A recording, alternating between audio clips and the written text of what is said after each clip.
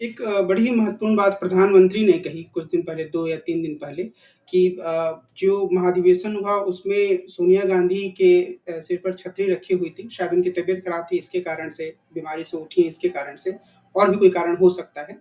और मल्लिकार्जुन खड़गे के सिर पर कोई छतरी नहीं थी।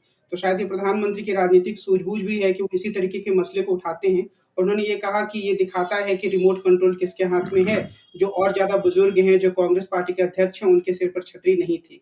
तो ये तो एक महत्वपूर्ण सवाल है, इस पर मैं आपकी टिप्पणी जानना चाहूँगा। लेकिन उससे भी जो महत्वपूर्ण सवाल है वो ये इस बात से जुड़ा हुआ है कि उदयपुर से लेकर रायपुर तक जो कांग्रेस में बदलाव हुआ, यानी कि एक नया अध्यक्ष गैर गांधी परिवार का अध्यक्ष उनको मिल गया।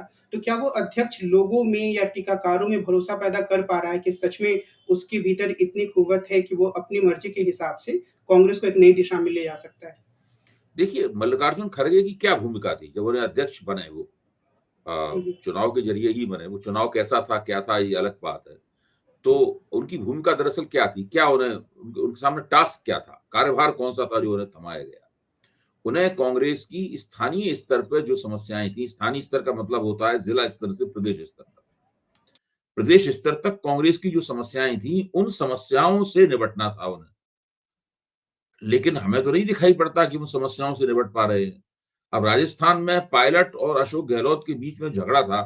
क्या मल्लिकार्जुन खड़गे के आने से वो झगड़ा कम हो गया? या दोनों में दोस्ती हो गई? या आला-कमान दोनों में से किसी एक को अत्यधिक प्रमुखता कर देते हुए दिख रहा है?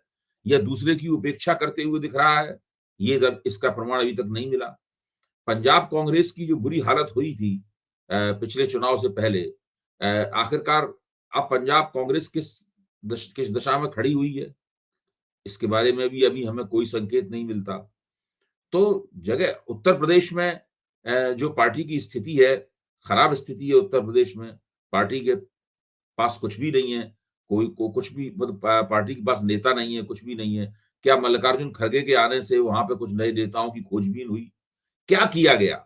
मल्लिकार्जुन खड़गे को क्या यही काम सौंपा गया कि वो कांग्रेस के संगठन को और जनोन्मुख बनाने के लिए आधार विस्तृत करने के लिए कोई एक ब्लूप्रिंट ही बनाएँ? कुछ तो करें। तो वो तो मुझे नहीं लगता है कि वो अध्यक्ष ज़रूर बन गए हैं और वो एक तरह की तकनीकी रूप से कहा जाए तो वो गांधी परिवार के नहीं हैं। लेकिन कांग्रेस के संगठन की सेवा वो किसी नई शैली से कर रहे हैं, ये होते हुए दिखाई नहीं देता। एक जो इधर महत्वपूर्ण बात हुई है कि बार-बार इस बात को आप भी नोटिस कर रहे होंगे कि विपक्षी दल, खास तौर पे जो कांग्रेस के सहयोगी दल हैं बिहार में, आरजेडी और जनता दल यूनाइटेड, उनकी तरफ से ये आ रहा है कि कांग्रेस को ये फैसला जल्दी से करना चाहिए कि वो अगले चुनाव में किस तरह के गठबंधन के साथ आगे जाना चाह रही है। लेकिन ऐसी उम्मीद थी कि शायद रायपुर महाधिवेशन में कांग्रेस इसके बारे में कोई ठोस फैसला ले, पर ऐसा लगता है कि इस चीज़ को भी अभी टाल दिया गया है कि आगे जैसी स्थितियाँ बनेंगी, वैसा हम फैसला करेंगे। तो आपको क्या लगता है कि कांग्रेस इस दिशा में एक ठोस निर्णय लेने की स्थिति में नहीं है, वो थोड़े अनिर्णय की स्थिति में है? और दूसरी चीज़ ये भी देखने में आई है कि कांग्रेस को जो नेता हैं, जैसे कि राहुल गांधी जब मेघालय में प्रचार करने गए, तो उन्होंने टीएमसी की भी काफ़ी तीखी आलोचना की। अभी जो पूरा आम आदमी पार्टी के नेता जो हैं, मनीष सिसोदिया, उनको गिरफ्तार किया गया। तो कांग्रेस ने उस तरफ बहुत हमदर्दी के नज़रिए से नहीं देखा, बल्कि उनके नेताओं ने इसका स्वागत किया। तो कांग्रेस पूरे विपक्ष को एकजुट करने की दिशा में आगे नहीं बढ़ पा रही है। तो आप इस कांग्रेस के उलझन को किस रूप में देखते हैं? मुझे तो इस संबंध में रायपुर अधिवेशन का संदेश साफ तौर पे दिखाई पड़ रहा है। रायपुर अधिवेशन की जहाँ तक सवाल है, फिलहाल उन्होंने यही कहा है कि हम संयुक्त प्रगतिशील गठबंधन जो है, यूपीए, उसको हम मजबूत करेंगे। हुँ, इसका हुँ। मतलब है कि कांग्रेस आला-कमान अभी नहीं देख पा रहा है कि वो विभिन्न दलों को एक मंच पर लाकर एक भाजपा विरोधी एकता कैसे तैयार करेंगे और उसका हुँ, हुँ। एक कारण भी है। हुँ, हुँ। देखिए, अभी त्रिपुरा में चुनाव था, हुँ, हुँ। हैं? नागालैंड और मेघालय में भी चुनाव था। तो त्रिपुरा में हुँ, हुँ। चुनाव के लिए उन्होंने मार्क्सवादी कम्युनिस्ट पार्टी से तालमेल किया, हुँ, हुँ।